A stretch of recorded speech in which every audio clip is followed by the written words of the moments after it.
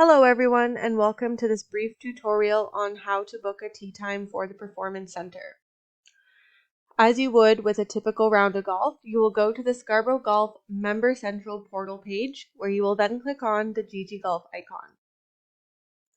Once you've clicked on the GG Golf icon, it will bring you to the calendar page, where on the left-hand side of the screen, you will see a section called Performance Center.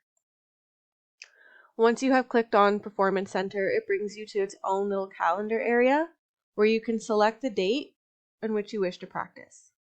It will then bring up available bays for the day as well as available times.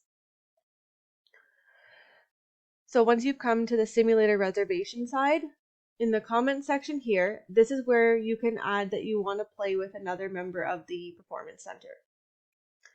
If you wanted to play with another member, you'd have that member book a back-to-back time. So if I'm in Performance Center Bay number 1 from 12 to 1, the person that I'd like to play or practice with would book Performance Center Bay 1 from 1 to 2, and you would just add it in the comments.